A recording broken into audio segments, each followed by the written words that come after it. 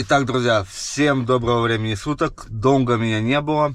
Не хотел снимать видео в связи с событиями, которые происходят на Украине. Но мой канал никаким образом не относится к политике. У меня сугубо развлекательный, поучительный контент.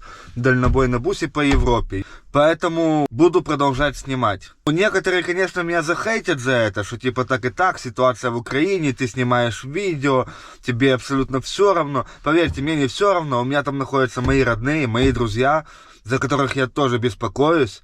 Я каждый день звоню, спрашиваю, что там, как там. Ну, в общем, значит, 2 дня назад я съездил на остров Сардиния. Я хотел еще тогда начать снимать, но у меня не было настроения. Вы знаете, так как я очень впечатлительный. На меня давят эти вот комментарии, которые мне пишут, вот эти хейтеры. Но я уже начинаю понемножку к этому привыкать, благодаря своим родным и близким людям. Также я вернулся с Сардинии, там познакомился еще с интересной девочкой, полячкой. Александра ее зовут. Кстати, паром был длинный, первый мой паром, который шел всю ночь. Получается, в 10:30 вечера я заехал на паром, а в 7 утра я съехал с него. Проехал всю Сардинию, от начала до самого конца. Это 160 километров. И обратно такой же путь. Хотел посмотреть, Сардиния вообще, ее называют итальянские Мальдивы. Там вот голубая вода такая, прозрачная голубая вода. Но мне не повезло ее увидеть, так как был дождь. Первые половину дня там было солнце, но я работал, мне надо было доставить груз. Во вторую половину дня, когда я уже ехал назад, мне там ребята местные показали детские пляжи. Я поехал на эти пляжи. Да, вода была бирюзовая, прозрачная, красивая бирюзовая, но она... Из-за того, что не было солнца, не было вот этого эффекта вау. Ну так прогулялся, сделал одну фоточку, вы уже могли видеть ее в инстаграме, там снял короткий видосик и все. Сейчас я приехал под город Рим, мне шеф снял отель. Это не обычный отель, а это... Сейчас, подождите, я ключ возьму, я забыл, как она называется.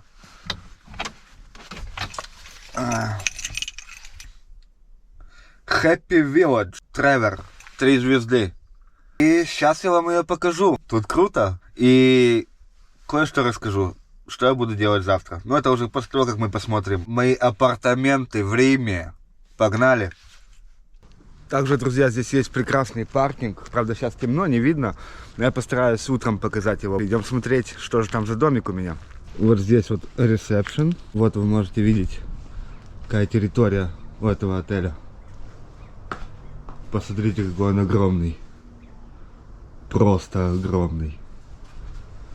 Пошли дальше. Очень много домиков. Итак. И вот такие вот, друзья, апартаменты. В общем, все как надо. Так, это мой ужин. Гречка с краковской вот этой вот тушенкой. Вот такой вот номерочек. Только что-то мне не нравится.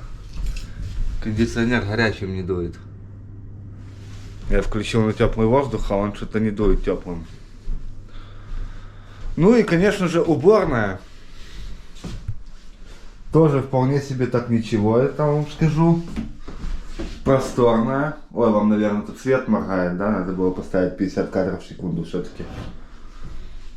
Всем привет. Нормально. Вот такой, друзья, номерок. Это даже не номер, а кемпинговый такой дом. Спасибо шефу. Шеф, привет. Если ты смотришь, тебе лайк. И я обещал вам сказать, какие у меня на завтра планы. А завтра, друзья, сотрудник отеля сказал, что отвезет меня в город, а потом еще и заберет вечером. Так что мы завтра с вами идем гулять по Риму. Ну а сейчас душ и спать, потому что завтра очень насыщенный день. Всем доброе утро. Я уже, как вы можете видеть, проснулся, собрался. Идемте посмотрим, как там красиво. Вот такая, друзья, красота. Солнце светит, правда, ничего не видно.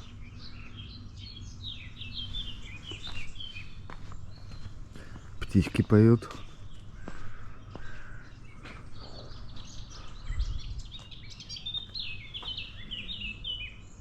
Класс. Итак, нашел я своего водителя. Сейчас возьму пару штативчиков и поехали. Рим ждет нас. Кстати, вчера обещал вам показать парковку, да? Ну, в общем, вот такая вот парковка. Все зеленое, красивое. Даже ромашки растут. И много-много домиков. Вчера я вам показывал план территории. Он очень огромный. Дома разного размера. Есть большие, есть вот такие, как у меня, на одного человека. Есть там, ну, короче, широкий выбор. Подъехал мой транспорт.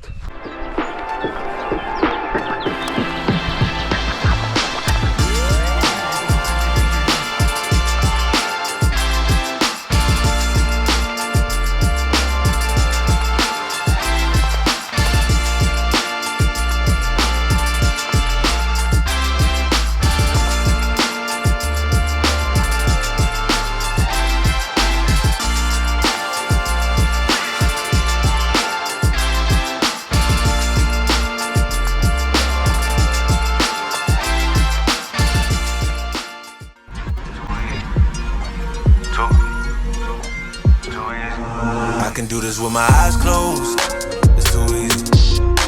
It's too easy. I can do this with my eyes closed. It's too easy. Как вам Рим? Такой чисто район гетто, да? Это меня высадили возле железнодорожного вокзала. Сейчас я иду покупать билет непосредственно прямо в город. Погнали.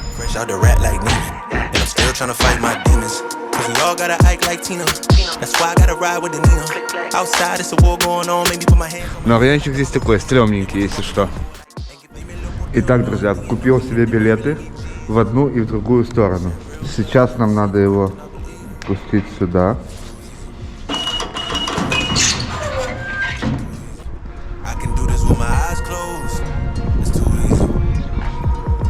Так, поезд в Рим в 9:42. Сейчас у нас 9:24. Ждем, в общем, свой поезд. Обратно мне надо вернуться в Primo Porto. Надо запомнить, Primo Porto.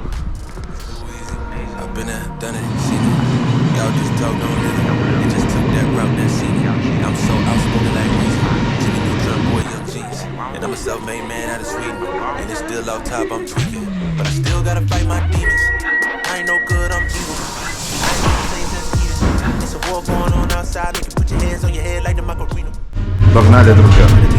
You know they locking up blacks and Latinos. It's the same old game, ain't nothing really changed but the mileage on the meter of the beamer. You get cold when you ride with the heater. It'll turn you to a dog like a keto. Вот мы и приехали. Итак, когда вы приезжаете в незнакомое место, что нужно сделать первым делом? У вас есть Google карты, зажимаете точку, где вы находитесь, вот таким вот образом, и потом делаете скриншот. Это самый простой способ, чтобы не потеряться и вернуться обратно. Как-то так. Ну а теперь идем. А идем мы с вами, друзья, к Колизею. Всю жизнь мечтал его увидеть. Погнали. Первое впечатление, когда выходишь с вокзала, как будто бы приехал на привоз. Посмотрите сзади меня. Все как у нас в Одессе на привозе. Привокзальная площадь. Только маленький нюанс. Привокзальная площадь Рима. Наше знакомство с городом начинается с площади Пьяцца дель Пополо. Площадь имеет форму овала 100 на 160 метров, в центре которой красуется одно из древнейших строений – это обелиск Рима. С севера она ограничена одноименными воротами Порта дель Пополо. В античности ворота были частью стены Аврелиана и назывались Фламениевыми, так как к северу от них начиналась деревня Фламениева дорога, по которой на протяжении столетий прибывала в Рим основная масса путников, в числе которых и мы с вами сегодня. А с южной стороны от площади расходятся лучеобразные улицы ко всем достопримечательностям города, с которыми мы с вами идем знакомиться. Погнали!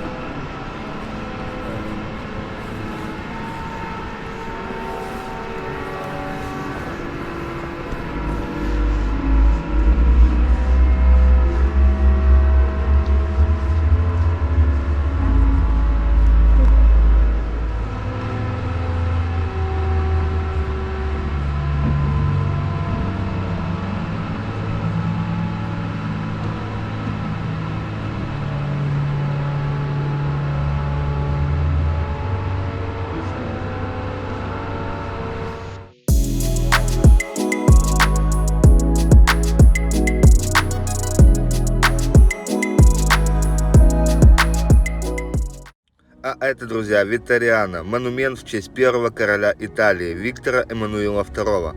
Располагается он на площади Венеции. Частью монумента является 12-метровая бронзовая конная статуя короля, под которой находится могила неизвестного солдата. Потому он является памятником Первой мировой войны. Также в Витториана располагается два музея – Рисорджимента и знамен военного флота.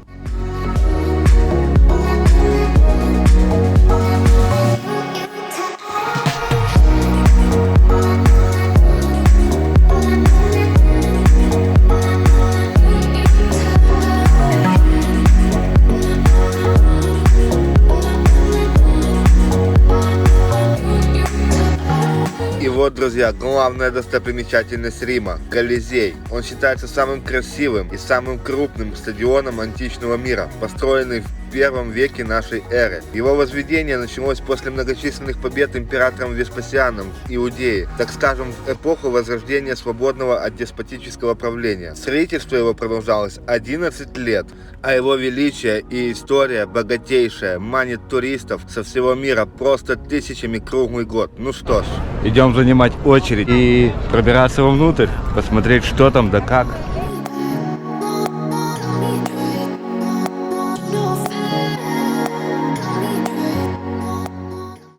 К сожалению, попасть в Колизей у меня сегодня не получится, так как сегодня в воскресенье, выходной день, большой наплыв туристов и самый дешевый билет 45 евро. А был бы будний день, хотя бы понедельник, то можно было бы зайти даже за 28 евро. А билеты покупаются на официальном сайте. Как-то так. Но все равно увидел Колизей. Это круто. Идем дальше.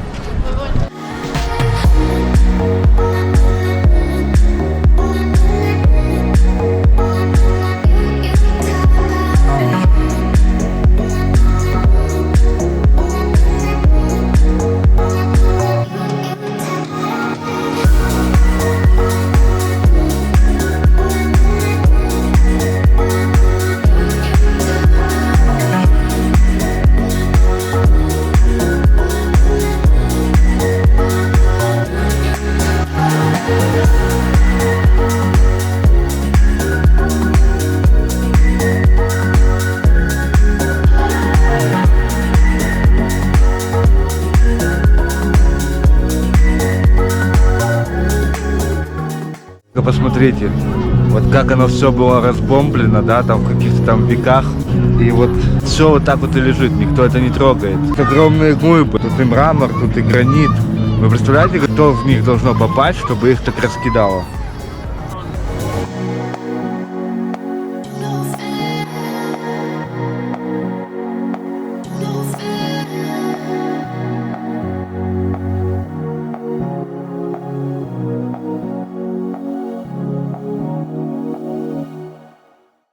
Roma bella e Roma mia, dove si vuole portarmela, per Campidoglio, San Pietro, quasi vorrebbero comprare, ma se vanno e compra tutto, per cercare l'aria fresca, ma oh, non vedo le braccia, ma la fava romanesca,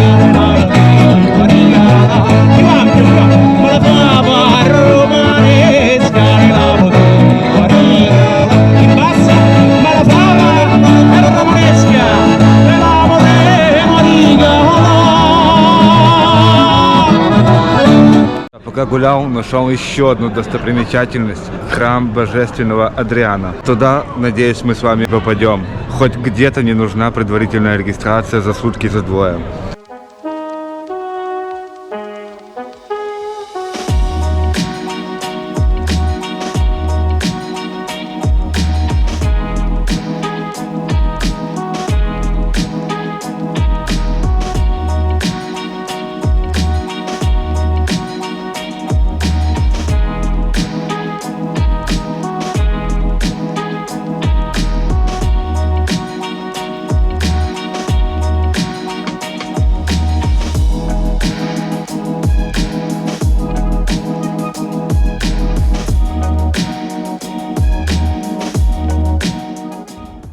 постройки храма до наших дней сохранились лишь 11 коринфских колонн высотой 15 метров и одна из стен. В 18 веке остатки языческого храма были встроены в здание таможни, выполненные в барочном стиле. А в 1878 году здание было перестроено для римской биржи и торгово-промышленной палаты. При этом античные фрагменты были очищены от надстройки 18 века и сохранены в первозданном виде.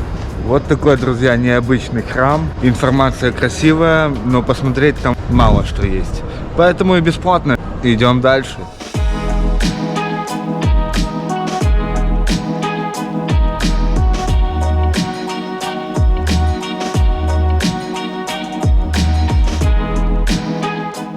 Последняя достопримечательность на сегодня, потому что я капец как устал. Это Пантеон.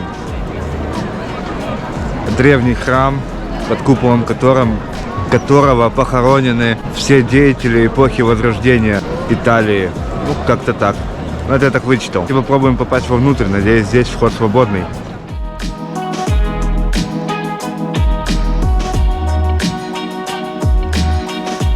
Сегодня явно не мой день. Опять же таки, в воскресенье, большой наплыв туристов, поэтому только по предварительной резервации. Как-то так.